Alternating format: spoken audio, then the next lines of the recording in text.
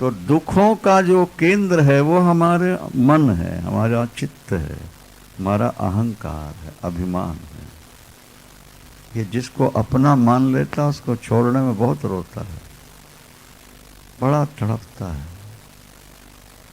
जब बाहर वाले को अपना मानकर छोड़ने में तकलीफ होती है तो शरीर को अपना मान के छोड़ने में भी तो तकलीफ होगी कि नहीं होगी। इसीलिए यहां कहते हैं कि अगर तुम्हारे चित्त में क्या, अगर तुम्हारे चित्त में कुछ पाने की इच्छा है और न मिलने पर शोक है, क्या, और तुम्हारा मन कुछ पकड़ रहा है और कुछ छोड़ रहा है, और कभी प्रसन्न हो रहा है और कभी दुखी हो रहा, इसी का नाम तो बंधन है, इसी का नाम। अच्छा एक बात समझ लो तुम, जैसे एक सिक्का है, उसमें एक तरफ तो आपके मित्र का चित्र बना हुआ है, जिगरी दोस्त का, और दूसरी साइड में आपके जानलेवा शत्रु का चित्र बना हुआ है। और आपने ये सोचा कि हमको ये चित्र मिल जाए, ये सिक्का मिल जाए, जहां हमारे मित्र का या हमारे इष्ट का या हमारे गुरु का चित्र बना है। लेकिन जब ये चाहोगे तो उसकी अपोजिट साइड भी तो आपके पास आएगी कि नहीं आएगी। सिक्के के दो पहलू हैं ना, दो साइड हैं। आप एक ही साइड लोगे, हाँ हाँ, आप लेना चाहो भले एक साइड, लेकिन मिलेगी दोनों साइड मिलेगी आपको। मित्र का चित्र मिलेगा तो शत्रु का भी मिलेगा। तुम सुख वाली साइड चाहोगे तो उससे हाँ दूसरी साइड दुख है। तुम दिन चाहोगे तो दूसरी साइड में रात्रि है। संयोग चाहोगे तो उसकी दूसरी साइड वियोग है। मान चाहोगे तो दूसरी साइड अपमान है। वो छूट नहीं सकते। समझ में आ रहा है कि नहीं? हम एक साइड हमेशा देखते हैं। अच्छा जीटी रोड पार करना हो आपको तो एक ही साइड देख के पार करना है कि दोनों साइड देखनी है? हाँ, कई बार छोटे बच्चे एक ही तरफ देख के सड़क पार करते हैं, भागते हैं और वो टकरा जाते हैं। सड़क पार करते समय दोनों साइड देखनी पड़ती है, कोई वाहन तो नहीं जब पार। इसी तरह से ये संसार द्वंद्व है, द्वंद्व। अगर तुमने एक साइड चाही तो दूसरी साइड तो तुम्हें मिलेगी मिलेगी, और नहीं देखोगे तो एक्सीडेंट हो जाएगा। वृंदावन। इसलिए जब तुम मित्र को का चित्र लेके गले लगाना चाहते हो तो शत्रु भी ऑटोमेटिक तुम्हारे गले लग जाएगा। क्या भाई? क्योंकि एक साइड मित्र की है और दूसरी साइड, एक साइड सुख की है और दूसरी साइड, हे भगवान तू हमें सुख दे दे, दुख ना देना, लेकिन दूसरी साइड तो दुख है ही है वो नहीं। और सुख को गले लगाया तो दुख का सामना तो करना पड़ेगा। आप थोड़ा खुश हो लेंगे, बाद में रोना पड़ेगा। आप कुछ छोड़ेंगे, पकड़ेंगे तो कुछ छोड़ना पड़ेगा। क्योंकि ये एक सिक्के की दो साइडें हैं, एक सिक्के के दो पहलू नहीं। आपने किसी को मित्र बना लिया, इसका मतलब है कि किसी को शत्रु बनाओगे आप, कोई बनेगा आपका। आपने किसी के साथ संयोग स्थापित कर लिया, मिलन स्थापित कर लिया, लेकिन वियोग उसके साथ ही जुड़ा हुआ है। या तो आप पहले मरोगे तो वियोग होगा, या जिसे चाहते हो वो पहले मरेगा तो वियोग होगा। वियोग तो होगा ही, और इसी का नाम बंधन है, इसी का नाम। देखो मन सक्रिय रहे तो समस्या नहीं है, पर मन के साथ वासना की उपस्थिति नहीं होनी चाहिए। इंद्रियां सक्रिय रहे कोई समस्या नहीं है, पर फल की इच्छा की समस्या नहीं होनी चाहिए। इच्छा हो गई ना, दुख और सुख में हेतु इच्छा है, वो आपको हमेशा अनबैलेंस रखे। इसलिए कहा जा रहा है कि आप कुछ सोचो ही नहीं, आप कुछ चाहो नहीं। शरीर अन्न शरीरवत, हमारा शरीर दूसरे शरीरों के समान है, हम इससे अलग न्यूट्रल आत्मव्यापक आत्म तत्व हैं। ये बात बार बार सुनते रहो, बुद्धि में बैठालते रहो। जैसे गुरु मंत्र ही हम जिंदगी भर बार बार रिपीट करते रहते हैं, इसी तरह इन शब्दों को भी जिंदगी में बार बार। आदि शंकराचार्य भगवान लिखते हैं कि श्रवण से मनन का 100 गुना ज्यादा फल है। श्रवण से मनन का ज्यादा फल है, और मनन से अगर जीवन में बात उतर आए तो करोड़ों गुनी ज्यादा फल आएगा।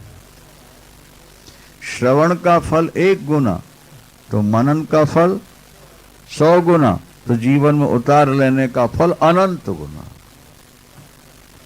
अनंत। जैसा हमने बताया ना कि संप्रदाय वाले सांप्रदायिक चिन्हों को महत्व देते हैं, क्या बाह्य क्रियाओं को महत्व देते हैं। तुम वैष्णव होकर शिव मंदिर क्यों चले गए? तुम वैष्णव होकर शंकर पर जल क्यों चढ़ा रहे थे? अब देखो, तुम वैष्णव होकर झूठ क्यों बोल रहे हो? ये कोई नहीं कह रहा। तुम वैष्णव होकर के दूसरों को धोखा दे रहे हो, ये आक्षेप नहीं है। बेईमानी कर रहे हो, ये आक्षेप नहीं है। शंकर पर जल चढ़ा दिया, आक्षेप हो गया।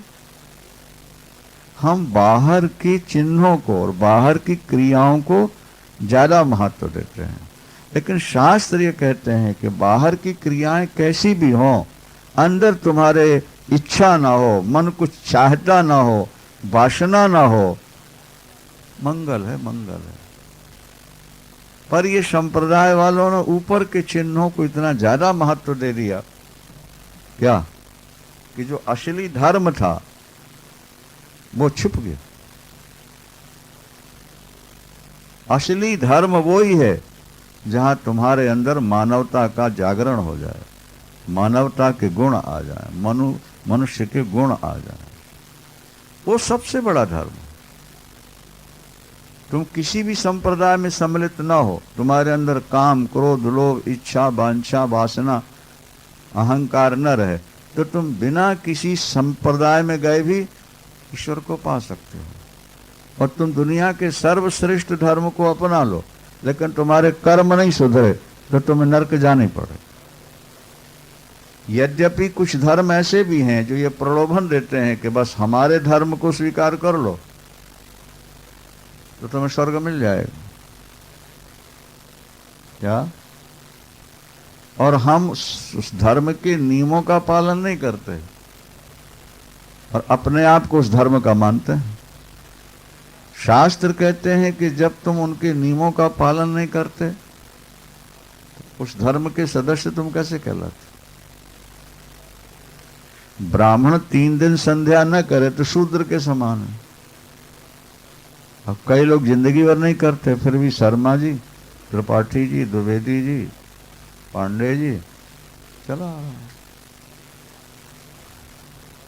संध्याहीनो दिनत्रयम, 3 दिन संध्या नहीं की, बोले शूद्र एव न संशय, वो शूद्र हो गया। उन्हें पता ही नहीं संध्या क्या भला होती है, और फिर भी शर्मा तो है ही है।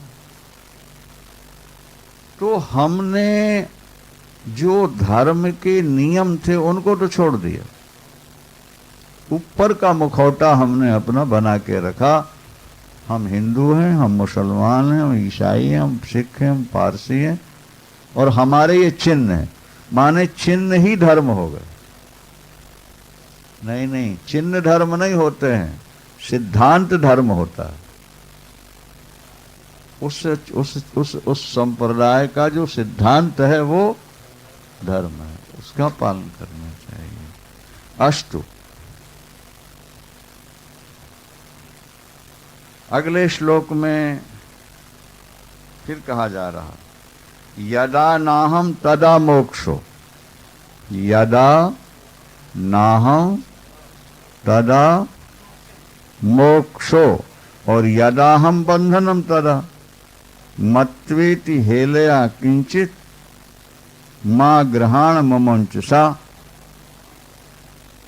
यदा नाहम तदा मोक्षो, जब मैं नहीं हूं तो मोक्ष है,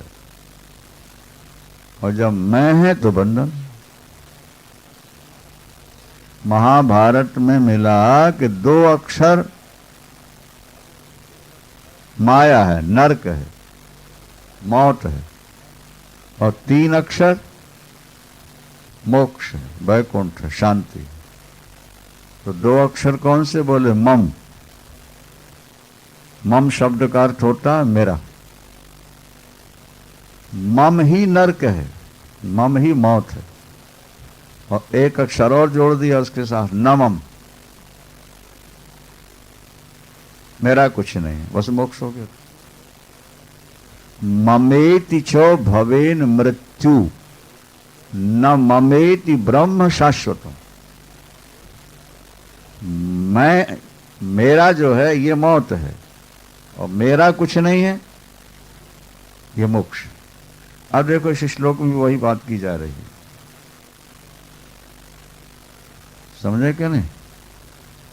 यदा नाहम तदा मोक्षो, जब अहम नहीं है, मैं नहीं हूं तो मोक्ष है, अहंकार नहीं है तो मोक्ष है। और यदा अहम बंधनम तदा, जब मैं हूं तो बंधन हो गया। मैं का ही बंधन है, मैं और मेरा। 2 गांठें लग जाएं तो मजबूत हो जाती, 1 गांठ फिर भी थोड़ा ढीली हो जाती। 1 गांठ किसी चीज में लगाओ वो ढीली रहेगी और खुल जाएगी, थोड़े से अपने आप भी खुल सकती। लेकिन एक के ऊपर अगर कहीं दूसरी लग गई, मजा, तो 1 गांठ तो ये लगी कि मैं जड़ और चेतन को एक मान लिया, शरीर जड़ और आत्मा चेतन, दोनों की गांठ मान ली तुमने। मैं, 1 गांठ लग गई, अब दूसरी लग रही है मेरा। पहले तुमने कहा मैं और बाद में कहा, तो 1 गांठ लगी मैं की और दूसरी लग गई मेरे की, अब मजबूत हो गई। अच्छा, फिर मेरा तो एक ही नहीं है ना, बेटा मेरा, बेटी मेरी, छोटा बेटा मेरा, बड़ा बेटा मेरा, पुत्री मेरी, दामाद मेरा। फिर तो वो मैं मेरे की गांठें नहीं कितनी हो जाएंगी? कैसे खोलोगे बाबा, कैसे खोलोगे? इन पहले मेरे की गांठें खोलो, मेरा कोई नहीं। सबसे मन हटाते हटाते हटा लो।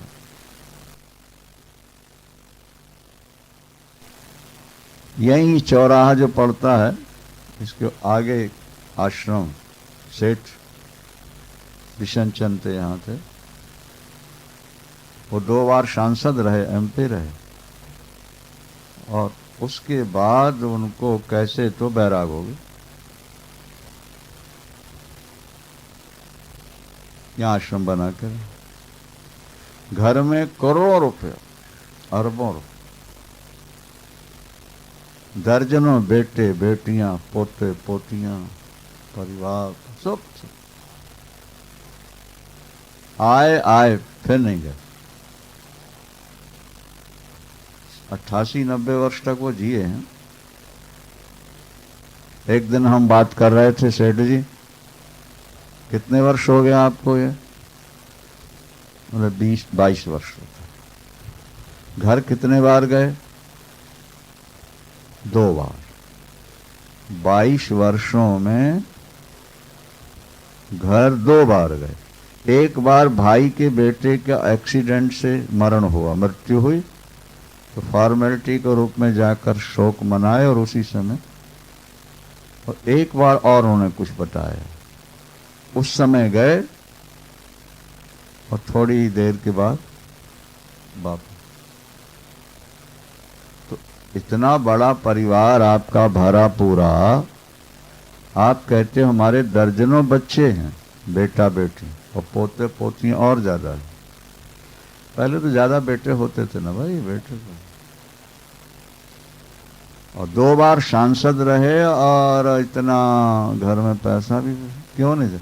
बोले महाराज सब झूठा है, सब स्वप्न है। अब तो भोले बाबा से यही मांगता हूं कि हे भोलेनाथ, अपना स्मरण कराते शरीर छोड़ा दे। दुनिया में अपना कोई नहीं, सब छुट्टी, झूठा झूठा। ये जब अंदर से जागता है ना तब ऐसा होता है, और नहीं तो 2 दिन के लिए आए, 4 दिन के लिए आए, फिर महीने भर घर में बैठे हो, 2 महीने बैठे हो, फिर कभी थोड़ा सा मन में उबाल आया तो 2 दिन, 5 दिन, 4 दिन फिर घूम गए। उसमें स्थायी रंग नहीं चढ़ेगा, उसमें स्थायी जब रहने लगोगे तब स्थायी रंग चढ़ेगा।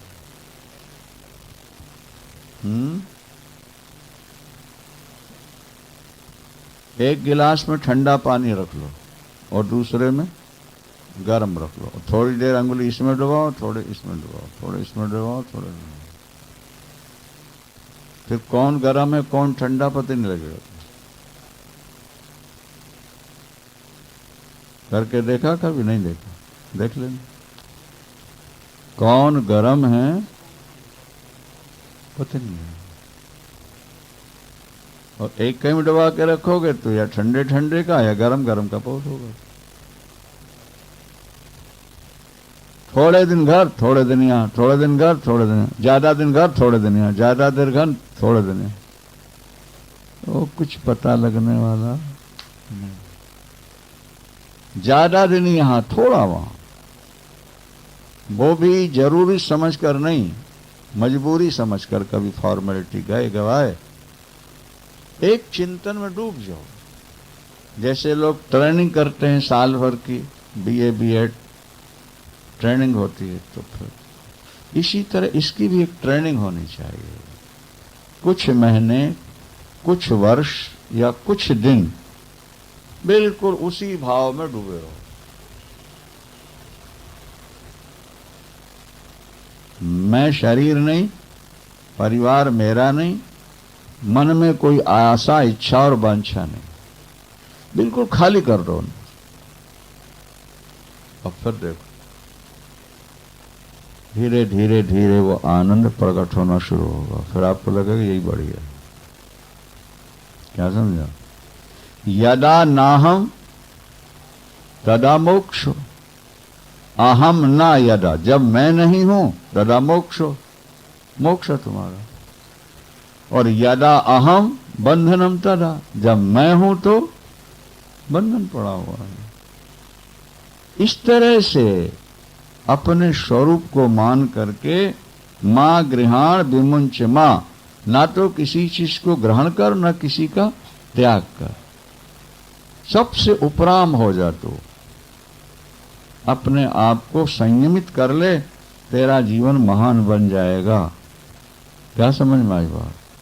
ठीक है, आगे चलो। अष्टावक्र जी फिर कहने लगे, कृता कृतेश द्वंद्वानि कदा शांतानि कश्यवा एवं ज्ञात्व निर्वेदाद भव त्याग परो वर्ति। अष्टावक्र जी आगे कहते हैं, क्रिया और अक्रिया, कर्म और द्वंद्व किसके कब शांत हुए हैं? ऐसा मन में दृढ़ करके तो निर्वेद होकर, त्याग परायण होकर अब व्रती हो जा। कोई व्रत नहीं रहना चाहिए। कोई काम अभी अधूरा है, अभी ये करना है, ये सोचना छोड़ दो।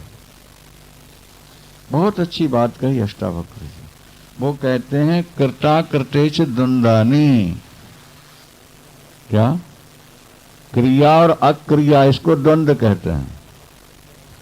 एक कब किसके शांत हुए, कब किसके पूर्ण हुए। कोई ना कोई अपूर्णता तुम्हें दिखती रहेगी। तुम घर देख रहे हो ना, तो घर कभी पूर्ण आज तक किसी को दिखा ही नहीं। आप ऊपर से कह देते हो कि हमारी जिम्मेदारियां सब खत्म हो गई और अब हमें कुछ नहीं चाहिए, हम भजन करेंगे। लेकिन अगर घर के प्रति जरा भी आकर्षण है नहीं, इसका मतलब कि अभी दिल के कोने में कोई ना कोई बात है तुम्हारे अंदर, है, और वो है तो तुम दुखी हो। द्वंद्वानि कदा शांतानि कस्य वा, ये द्वंद्व किसके कहाँ समाप्त हुए। जब ये समाप्त होते ही नहीं तो ऐसा जान के निर्वेदाद भव, तो निर्वेद को प्राप्त हो जा, वैराग को प्राप्त हो जा। त्याग परो भव अव्रति भव। क्या? कोई व्रत न ले। नहीं समझ में आई बात? बोलो वृंदावन। संसार से न्यूट्रल हो जा, उदासीन हो जा। त्याग परायण और अव्रति होना ही शांति का तरीका है। तू व्रत करेगा, कसमें खाएगा, फिर वही काम करने लगेगा। शराबी जिंदगी में 100 बार कसमें उठा लेता है कि मैं शराब नहीं पीऊंगा, और वो फिर पीने। व्रत लेने से दोष नहीं मिटेंगे। अगर व्रत लेने से दोष मिटते होते तो हर आदमी गंगा जल लेकर के व्रत ले लेता, नहीं, और मुक्त हो जाता। व्रत तो ये बाहर की बात है, एक भावुकता है, मन की वासना निकल जाए, मन की चाह निकल जाए। घर के काम तो कभी पूरे होने नहीं हैं, और थोड़े दिन में हम और तुम पूरे होने वाले हैं। बोलो सच्चिदानंद। हम और आप थोड़े दिनों में पूरे हो जाएंगे। राम नाम सत्य है। लकड़ी की घोड़ी में चढ़ो और आग में जलो। अच्छा, आज तक किसी के भी कार्य पूरे नहीं, एक ना एक कमी बनी रही। कल मीनू ने बड़ी अच्छी बात कही। हमने कहा बच्चा तुम्हारा साल बाद ठीक हो जाएगा, ज़्यादा पास में नहीं आएगा, फिर ध्यान करना। बोले क्या पता आगे और कौन सी समस्या आने वाली है। हम ये देखते रहें कि बच्चा बड़ा हो जाए, इसके बड़े होते होते आगे क्या होगा, और भी तो कोई समस्या खड़ी हो सकती है। इसलिए अभी से शुरू करना, अभी से शुरू करना। मैं कहा बहुत बढ़िया, ये विचार बहुत अच्छे हैं। जिसने मन को जरा भी ढील दे दी, थोड़े दिन बाद बस मन बहुत खुश होता है। बाकी तो हम दबा लेंगे, हमको जरा सी ढील मिलनी चाहिए। जगह तो हो नहीं। पायदान पर ट्रेन में यात्रा कर रहा है कोई, और वो वहां अंदर वालों से कह रहा है भैया दया करो, रहम करो, अंदर तो आ जाने दो, गिर गए तो मर जाएंगे हम, गाड़ी की स्पीड इतनी है। वो कह रहे हैं अंदर जगह ही नहीं है। वो कह रहे हैं तुम दरवाजा खोल तो दो। क्या? जब जगह ही नहीं है तो कहां से खोल दें तुम? बोले तुम खोल दो, तुम हमारी शर्त है, बाकी जगह बना लेना। और महाराज जब वो अंदर गया तो धीरे धीरे उसको लेटे हुए देखा लोगों ने। वृंदावन। क्या? जिसको खड़े होने की जगह नहीं थी वो लेटा हुआ, जमाते जमाते जम गए। बस मणिराम कहते हैं जरा गेट खोल दो, थोड़ा सा समय हमको दे दो, फिर तो हम अपना काम पूरा कर लेंगे, फिर तुम्हारी योजना कभी सफल नहीं होने देंगे। इसलिए जो करना है आज से करना, अभी करना। त्याग परायण हो जा और व्रति संकल्प मत ले, क्योंकि संकल्प भी अहंकार की एक वृत्ति है। मैं ऐसा करूंगा, क्या तो मैं ऐसा करूंगा कहने वाला तो जिंदा है ना। तो आज वो अच्छे काम के लिए कह रहा है ऐसा करूंगा, कल वो गलत काम के लिए कहेगा मैं करूंगा। तो तुम व्रत लेने के बजाय जहां से व्रत का संकल्प उठता है उस अहंकार को मारो और चित्त की वासनाओं को खत्म करो। अगर जड़ सूख गई, वृक्ष हरा भरा नहीं रहेगा। हम लोग पत्ते डालियां काटते रहते। अच्छा जी, हमने चाय पीनी छोड़ दी, हमने तंबाकू खानी छोड़ दी, हमने लहसुन प्याज छोड़ दिया, एकादशी को अन्न नहीं खाएंगे, तो फलाहार की दिवाली मनाएंगे वृंदावन। क्या समझ आएगा? एकादशी को अन्न, लेकिन फलाहार की दिवाली मनाएंगे, 10 तरह की चीजें बनाएंगे। ना खाने की जो इच्छा है वो संकल्प लेके छोड़ने से लाखों गुनी श्रेष्ठ। क्या समझे? इसलिए अष्टावक्र जी कह रहे हैं कि तू त्याग परायण हो जा, अंदर से तेरी वासनाएं दब जाएं, ऊपर से व्रत ले या न ले कोई फर्क नहीं पड़ेगा।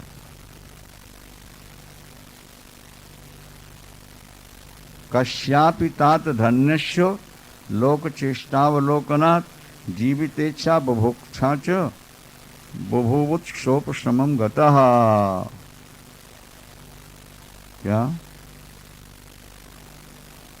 कश्यापि तात धन्यस्य, कश्यापि तात धन्यस्य लोक चेष्टावलोकनात् जीवितेच्छा बुभुक्षा च अबुभुवुत्सोपशमं गतः। ये संसार की चेष्टा, उत्पत्ति और विनाश आंखों देख रहे हैं, लेकिन हम वही किए जा रहे हैं जो अज्ञानी कर रहे हैं। हजारों व्यक्ति यमराज के मेहमान बनते जा रहे हैं, लेकिन हमें ऐसा लगता है कि शायद लाखों वर्ष जिएंगे। इसलिए हमारे मन में जीने की कामना भी है, भोगने की वासना भी है और संसारी वस्तुओं का ज्ञान प्राप्त करने की इच्छा भी है।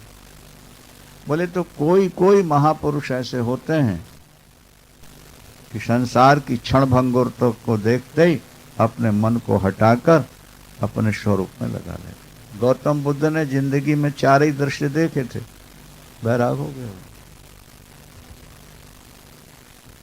एक कोढ़ी को देखा, एक बूढ़े को देखा, एक मुर्दे को देखा और एक घर में पैदा हुए बच्चे को देखा। बच्चे को देखा, मन ने कहा कि हम भी ऐसे मलमूत्र में लिपटे बाहर आए होंगे। क्या? रोगी को देखा, कि सुंदर चमड़ी वाले के पूरे शरीर में सफेदी आ गई तो मेरे शरीर में भी आ सकती है। बूढ़े की झुकी कमर देख करके लगा कि ज्यादा जिएंगे, ऐसा ही होगा। और मुर्दे को 4 के कंधे पर खाली जाते देखा तो बोध हो गया कि हमको भी खाली जाना है। बस बैराग हो गया। जब हृदय शुद्ध होता है तो ठोकर जल्दी लगती है। नहीं समझे आप बात को? और शुद्ध ना हो तो ठोकर नहीं। जैसे हमारे पैर हैं, मान लो शायद कभी जमीन पर रखे जाते होंगे, शायद नहीं, बाथरूम जाएं तो चप्पल उसकी अलग है, कमरे में घूमें तो फड़ाऊँ अलग है, और सैर करने जाएं तो बोलो। अब वो पैर की चमड़ी इतनी मुलायम हो गई है कि जरा सा भी कहीं पैदल चलना पड़े तो वो कंकड़ चुभते चुभते, ऐसा लगता है जैसे किसी ने सुई चुभा दी। अच्छा, और वहीं हम देख रहे हैं दूसरा व्यक्ति दौड़ता हुआ जा रहा है, उसको कोई तकलीफ नहीं हो रही, क्योंकि वो जूते पहनता ही नहीं, और न पहनने के कारण चलते चलते उसके पैर की चमड़ी इतनी मोटी और कठोर हो गई है कि अब कंकड़ों का उस पर प्रभाव नहीं पड़ता। लेकिन जिसने जूते कभी उतारे नहीं, खड़ा छोड़े नहीं, अब उसको अगर पैदल चलना पड़ा उसकी जान निकलती। थोड़े थोड़े कंकड़ों का ही प्रभाव पड़ता है। इसी तरह जो दुनिया के पाप करते करते दिल को गंदा बना चुके हैं, उनको संसार की ठोकरें असर नहीं करती, लेकिन जिनका हृदय बिल्कुल भजन करते करते शुद्ध हो गया है, उनके दिल में जरा सा प्रवचन सुनाई पड़ा, ठोकर लग जाएगी, छोड़ो दुनिया। जरा से गंदे दृश्य दिखे, छोड़ो दुनिया। दुनिया में आज तक किसी ने अखंड शांति पाई नहीं, जीने की कोई गारंटी नहीं, अपने प्रियजनों के संयोग की कोई गारंटी नहीं, कब कौन बिछुड़ जाए, कहाँ चला जाए, कौन मर जाए, क्या हो जाए। तो ऐसी दुविधा वाली दुनिया में रहकर अपन क्या करें? अपने को अशांति बना के रखना पड़ेगा तुम्हें। इसीलिए कहते हैं कि जीवितेच्छा, जीवित रहने की इच्छा, और बुभुक्षा, भोग भोगने की इच्छा, और बुभुत्सा माने जानने की इच्छा। ना तो जानने की इच्छा दुनिया में कम होगी, ना भोगने की इच्छा तुम्हारी कम होगी, और ना जीवित रहने की इच्छा कम होगी। तो किसी भाग्यशाली के अंदर ही ऐसा भाव जागता है कि अब सब छोड़ो और अपने स्वरूप में आ जाओ। वृंदावन वैराग्य, वैराग्य उपशमं गतः, वैराग्य को प्राप्त। लंगोटी लगा लेना वैराग नहीं है, धूनी रमा लेना वैराग नहीं है। क्या बोले? अंदर से इच्छाएं मर जाएं, वो वास्तविक वैराग। आप कपड़े पूरे पहनो लेकिन अंदर वैराग हो तो कोई फर्क नहीं पड़ेगा। और आप खाली लंगोटी लगाए हो या निहंगम होकर के नागा बाबा चल रहे हो, लेकिन अंदर अभी इच्छा है क्या कि मुझे सिद्धि मिले और फिर मैं बढ़िया महल बनाऊं, आश्रम बनाऊं, सम्मान पाऊं। ये तीन इच्छाएं बड़ी जबरदस्त हैं। बहुत सारे लोग ऐसे हैं जो तीनों इच्छाओं से ग्रस्त हैं। कुछ ऐसे हैं जो दो चाहते हैं और कुछ ऐसे हैं जो एक चाहता है। करोड़ों में कोई एक है जो तीनों को छोड़ बैठा। क्या? लोकैषणा, दारैषणा और वित्तैषणा। क्या? मुझको धन मिले, ये मुझे पत्नी मिले या स्त्री के अंदर मुझे पति मिले, और समाज में मुझको सम्मान मिले। ये तीन इच्छाएं बहुत जबरदस्त, इनका त्याग कर पाना बहुत कठिन है। बिरले लोग ऐसे कोई मिल पाएंगे जिनमें तीन में एक भी इच्छा नहीं। किसी के अंदर धन पाने की प्रबल इच्छा है, किसी के अंदर पत्नी पाने की है, तो किसी के अंदर लोक सम्मान, समाज का सम्मान पाने की इच्छा है। और एक भी इच्छा तुम्हारे बंधन का हेतु बन सकती, एक भी इच्छा। इसलिए तीनों इच्छाएं अगर खत्म हो जाएं, फिर तुम किसी भी स्थिति और परिस्थिति में रहो, कोई फर्क पड़ने वाला नहीं। एक बात ये ध्यान रखना, क्या? अनित्यम सर्वम एवेदम तापत्रितय दूषितम असारम निंदितम हेयम इति निश्चित्य साम्यति। जिसको संसार सुख में दिखाई देता है वो ज्ञान का अधिकारी नहीं होता। क्या समझे? जिसको संसार में सुख नजर आता है उसको संसार से कभी वैराग नहीं हो सकता, कभी नहीं हो। भाई जो अपने को रोगी मानते ही नहीं, वो डॉक्टर के यहाँ क्यों जाएगा? जब रोग उसको सताने लगता है और ज्यादा कष्ट होता है तो फिर उसको डॉक्टर की याद आती है और वो डॉक्टर के यहाँ जाके बैठता है। आप कहते हो संसार में हमको सुख मिल रहा है, हम आराम से रह रहे हैं, पति पत्नी दोनों, बच्चे, अपना मकान, अपना फ्लैट, अपनी कोठी और अपना बैंक में हमारा, हमको कोई तकलीफ नहीं है। इसका मतलब है कि तुम्हें ज्ञान होगा नहीं कभी। ज्ञान के लिए भूमि चाहिए। जैसे मार्बल के फर्श पर तुम कनक बो दो, गेहूं बो, चने बो, क्या पैदा होगा?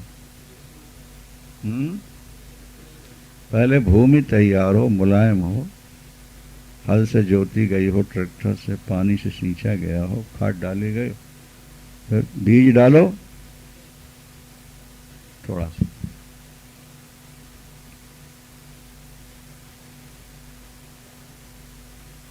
अष्टावक्र जी कहते हैं अनित्यम सर्व एवेदम सर्वम इदम अनित्यम। इस संसार में जो कुछ है वो सब अनित्य है, नाशवान। यहाँ की हर वस्तु नाश की ओर जा रही है, प्रतिक्षण जा रही है। जैसे नदी की धारा का जल प्रतिक्षण समुद्र के समीप जा रहा, पहुंच रहा, कुछ तो पहुंच गया है और कुछ पहुंचने वाला है। संसार के हर पदार्थ, हर व्यक्ति कुछ तो मौत के मुख में जा चुके हैं और कुछ उसके मुख के पास पहुंच गए हैं, कुछ थोड़ी दूर हैं, वो भी सब थोड़े समय बाद पहुंच जाएंगे। अनित्यम सर्वम एवेदम, ये जो तुम्हें दिखाई दे रहा है ये अनित्य है, नाशवान है, झूठा है। इस बात को आप बार बार सुनते रहो, मनन करते रहो, अमल करते रहो। विश्वास करो, कुछ समय बाद तुम्हें ऐसा लगेगा कि संसार सुना है, झूठा है, स्वप्न है, कुछ नहीं है। पर ये कब होगा? जब इसके अपोजिट आप सोचने लगोगे। एक विधि मुख है, दूसरा निषेध मुख है। एक व्यक्ति ये सोचता है कि संसार में सुख भरा पड़ा है, नहीं, इसलिए जैसे तैसे लूट कर, खसूट कर, झूठ बोलकर, चोरी करके धन कमाओ और ऐश करेंगे। संसार में सुख है तो संसार की ओर सुख पाने के लिए दौड़ रहा। और जिसके मन में एक बार ये निश्चय हो गया कि संसार दुखों का घर है, भगवान कृष्ण ने गीता में कह दिया दुखालयम, ये जो मनुष्य शरीर है, ये जो संसार है, ये दुखालय है, दुखों का घर है। ये जैसे विद्यालय विद्या का केंद्र नहीं होता, विद्या के केंद्र को क्या कहते हैं? तो भगवान कहते हैं दुखालय है ये मनुष्य का शरीर, ये संसार दुखालय। संसार का बढ़िया नाम दुखालय नहीं। हम तो कहा करते हैं कि जगत और संसार और जितने नाम हैं ये सब गौड़ है। असल में इसका नाम रखना ही चाहिए क्या, दुखालय। तो फिर व्यक्ति शब्द का अर्थ सोचने के लिए मजबूर होगा और उस पर विचार करेगा। माम पेट पुनर्जन्म दुखालयम, बार बार जन्मना और बार बार मरना और बार बार माँ के गर्भ में शयन करना, ये दुखों का घर है, दुखालय। इससे बचने का प्रयास कर दो। नहीं तो जिसको संसार दुख में दिखता है उसके अंदर वैराग होता है, और जिसके अंदर प्रबल वैराग्य होता है उसी के अंदर ज्ञान होता है।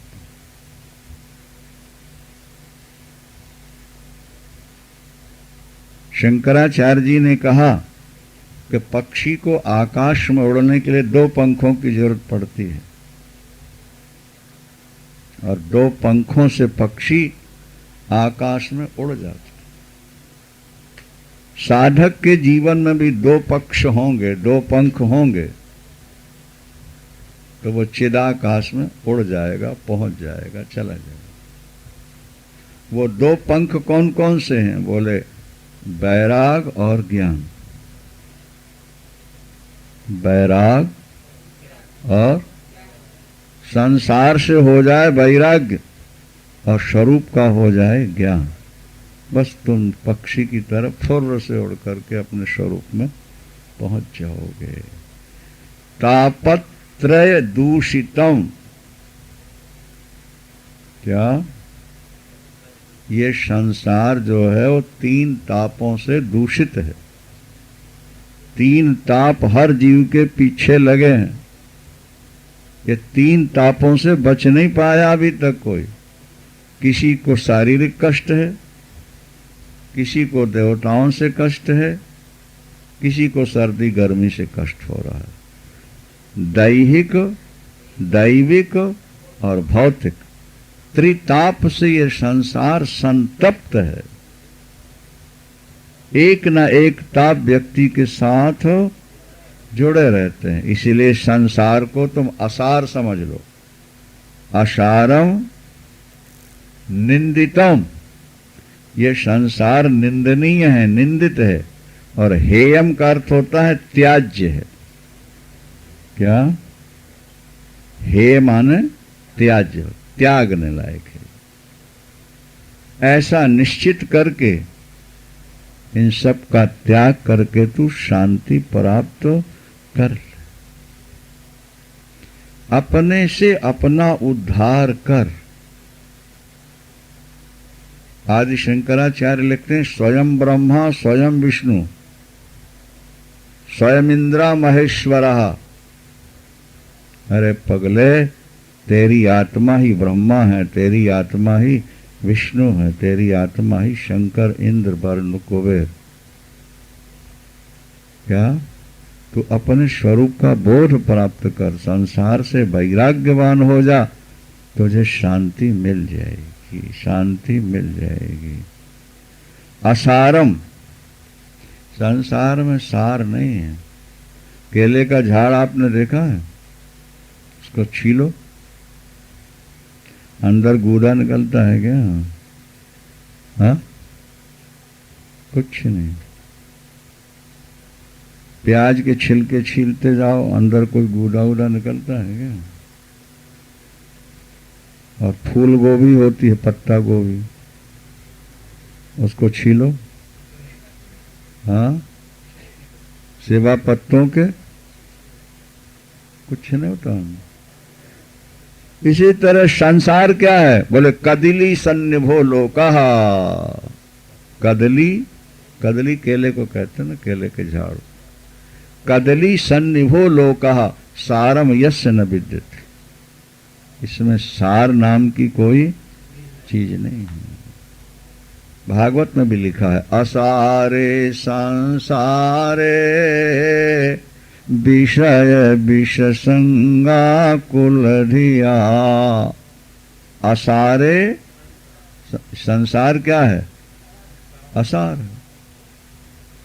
इसलिए आज तक विश्व के इतिहास में बड़े बड़े शूर वीर योद्धा लड़ाकू नहीं पैदा हुए और उन्होंने दुनिया को जीत ली, स्वर्ग पर भी विजय पा ली, लेकिन अखंड शांति किसी को प्राप्त तो नहीं होने पाई।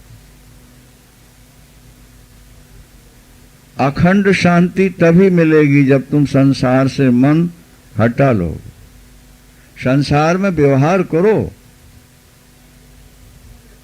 लेकिन उसके अंदर सत्यत्व बुद्धि मत रखो। उसके पदार्थों से हम अखंड शांति पालेंगे, ये विचार दिमाग से निकाल। काम करो। योग वासिष्ठ में भगवान राम से महर्षि वशिष्ठ कहते हैं, हे राम,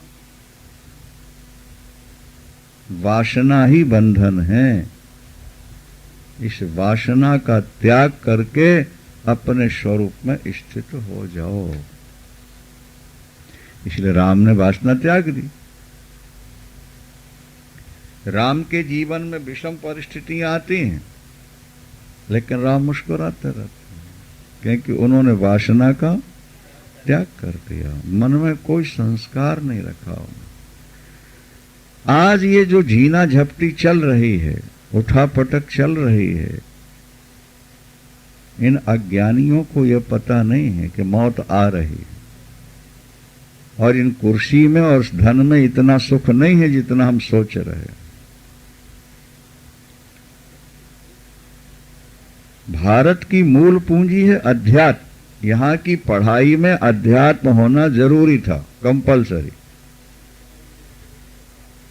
लेकिन धर्मनिरपेक्षता का मुखौटा खड़ा करके इन लोगों ने अध्यात्म को, धर्म को शिक्षा से निकाल दिया। ये सबसे बड़ी गलती हुई है, और इसीलिए आज के बच्चे उद्दंड, चरित्रहीन, माता पिता की सेवा न करने वाले आदि पैदा होते हैं। क्या पिता कहता बेटी ऐसा नहीं करना, और बेटी कहती ऐसे ही करूंगी। पिता कहता बेटा यहां नहीं जाओ, बोलो वहां तो जाना ही है मेरे, ये नहीं करो, करना ही है मेरे।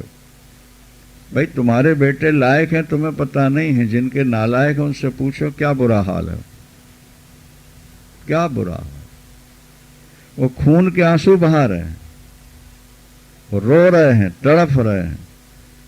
किसी का पति बात नहीं मान रहा, किसी का बेटा नहीं मान रहा, किसी की बहू नहीं मान रही, किसी का पोता नहीं मान रहा।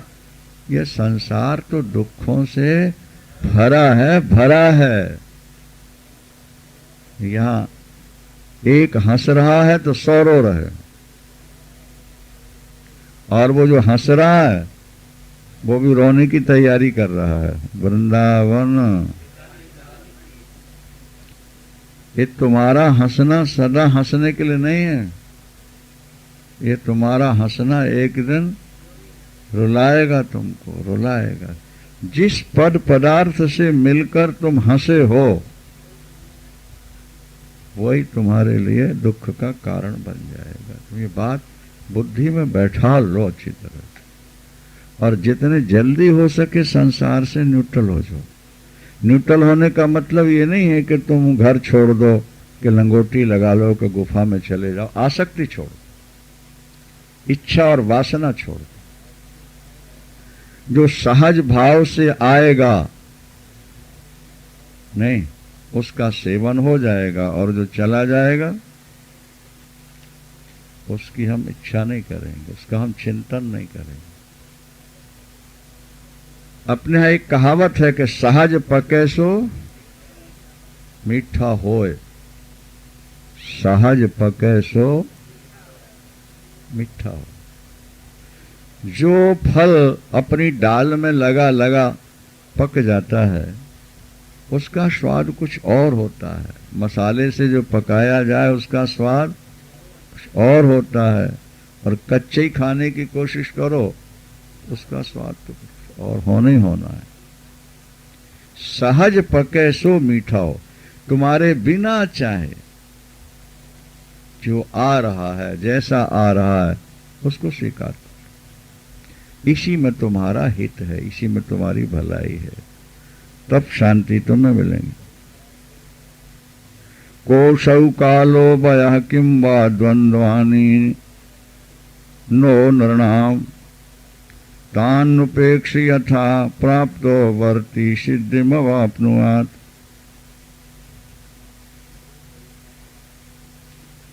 कोशौ कालः, वो कौन सा ऐसा काल है, वो कौन सी ऐसी अवस्था है जब जीवन में द्वंद्व ना हो। जीवन में द्वंद्व समझते हो ना, हानि लाभ जीवन मरण संयोग वियोग, एक सिक्के के दो साइड जैसे बताइए, दो पहलू नहीं। ऐसी कौन सी अवस्था आएगी जब ये द्वंद्व नहीं होंगे? ऐसा कौन सा काल आएगा जब इसमें द्वंद्व नहीं होंगे? हर काल में, हर अवस्था में द्वंद्वों से तुम जुड़े हुए हो, जुड़कर ही जी रहे हो, ये याद रख लेना। तुमने कर्म किया हमें सुख मिले, सुख तो थोड़ा मिला, दुख ज्यादा आ गया। एक सज्जन ने फैक्ट्री खोली, बैंक से लोन लिया, दिन रात पुरुषार्थ किया, प्रारब्ध में नहीं था, फैक्ट्री बंद हो गई, लॉस हुआ बहुत ज्यादा। अब वो रो रहा है। उद्देश्य क्या था? फैक्ट्री लगाने का उद्देश्य क्या था? सुख पाना, और मिल क्या रहा? दुख मिल रहा। महाराज फैक्ट्री बंद रखें तो 5 लाख रुपए का घाटा है, और फैक्ट्री चालू रखें तो 10 लाख का घाटा है। बैंक का ब्याज अलग बढ़ रहा है। आप बताएं हम क्या करें? क्या बताया जाए? उद्देश्य था सुख, मिल गया। उद्देश्य था शांति, मिली अशांति। उद्देश्य था जीवन बनेगा स्वस्थ, चिंता में हो गया अस्वस्थ। हम जो चाहते हैं वो हो ही जाए, इसकी कोई गारंटी नहीं है। और हम जो चाहते हैं, जो योजना बनाते हैं, जो पैसा लगाते हैं, और जब वो योजना सफल नहीं होगी तो हमको सुख मिलेगा कि दुख मिलेगा? सोचो। ये संसार अनित्य है, निस्सार है, भगवान कह रहे हैं। इसमें सार नहीं ढूंढना, सुख नहीं ढूंढना है। और कोशौ कालो भया किंबा द्वंद्वानी नो मतो नृणाम, ऐसा कौन सा काल है, कौन सी अवस्था है जहां द्वंद्व नहीं है? इसलिए जब होश आ जाए तभी से संसार की क्या उपेक्षा कर रहे, और प्रारब्ध से जो मिल जाए उसमें अपना व्यवहार चला ले। सिद्धिम अवाप्नुयात्, तुझे सिद्धि प्राप्त हो जाए।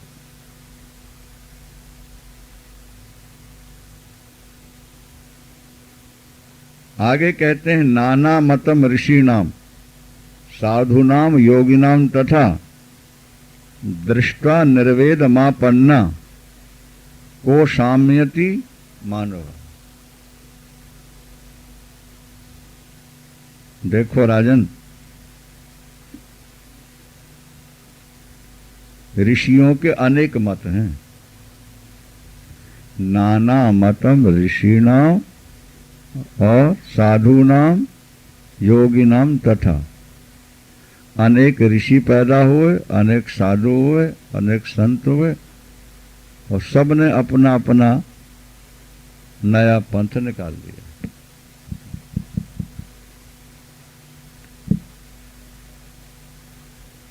अपना अपना नया पंथ निकाल रखा, और तुमको लोग भ्रम में डालते रहते। एक पंथ में गए तो उन्होंने कहा कि बस आ गए तुम ठौर ठिकाने, कल्याण हो जाए, और तुमने विश्वास कर लिया। और कभी दूसरे मिल गए उन्होंने कहा, अरे कहाँ बहकावे में आ गए तुम, तुम्हें तो सीधे नरक ही जाना पड़ेगा, वो रास्ता गलत है, हमारी दुकान का माल A1 है, यहां से खरीद लो, यहां के बन जाओ। तीसरी जगह पहुंचे तो उन्होंने कहा, वो भी घटिया, वो भी घटिया, हमारा बढ़िया है, इस रास्ते चलो, कल्याण होगा। हमारे दादा गुरु ने ये पुस्तक लिखी है, इसको पढ़ो, कल्याण हो जाएगा। हमारे गुरु जी ने ये लिखा हुआ है, हमारे संप्रदाय में ये पढ़ते पढ़ते सुनते सुनते दिमाग ही खराब हो गई। क्या? नाना मतम ऋषि महर्षिणाम और साधु नाम योगी नाम तथा। योगी कहेंगे अष्टांग योग साधो, साधु कहेंगे राम नाम कृष्ण नाम जपो, ऋषि लोग कहेंगे विचार करो। अब कहां जाए, क्या करें? अष्टावक्र कहते तुम सब छोड़ो। क्या? आप यहां अष्टावक्र गीता सुन रहे हो और किसी वैष्णव के पास जाके तुमने चर्चा कर दी तो कह देंगे, अरे तुम कहां बहक गए थे, कहां चले गए, ये अपने मतलब की बातें नहीं है, अपने को तो राम राम जपना है, और नहीं तो तुम कहीं के नहीं रहोगे। लो तुम डर गए, इतने दिन सुना नहीं, और उनने कहा कि तुम बहक गए, तुम तो खाली राम राम जपो कल्याण होगा, तो तुम्हारे दिमाग में उथल पुथल शुरू हो जाएगी। इसलिए तुम एक बात करो, सारे मत मतांतर छोड़ दो, सारे मत मतांतर, क्योंकि हर दुकानदार अपना माल बढ़िया बताता है और बगल वाले का घटिया बताता है। हर दुकानदार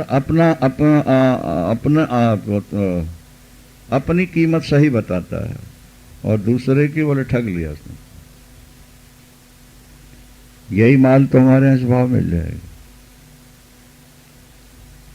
क्या? ये ले लो, हमसे ले जाओ। संसार में ऐसे ही चलता रहता।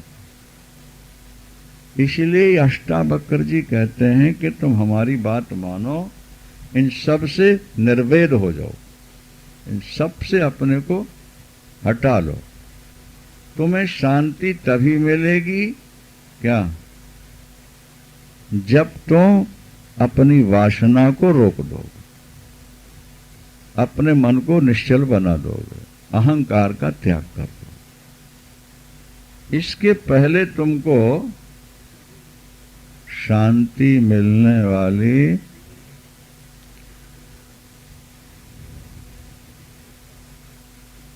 कृत्वा मूर्ति परिग्रमम चैतन्यस्य किं गुरु, चैतन्यस्य न किं गुरु, निर्वेद समता युक्ता यश तारयति संसरते।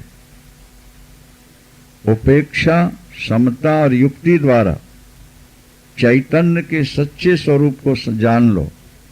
क्या? और संसार से निर्वेद हो जाओ, उपराम हो जाओ। तुम्हारा चैतन्य आत्मा ही तुम्हारा गुरु है और वो तुम्हें भवसागर से पार लगा दे।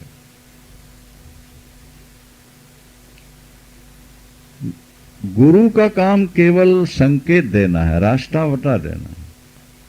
अब कलयुग में तो गुरु की पूजा होने लगी, गोविंद को तो छोड़ ही दिया लोगों ने, अब वो गुरु की पूजा करने लगे, करवाने लगे। लेकिन यहां कहते तुम सबसे निर्वेद हो जाओ। क्या समझे? तुम ऐसा मान करके जीवन में जियो कि जब तक हमारे जीवन में द्वंद्व हैं, क्या, तब तक हम अशांत रहें।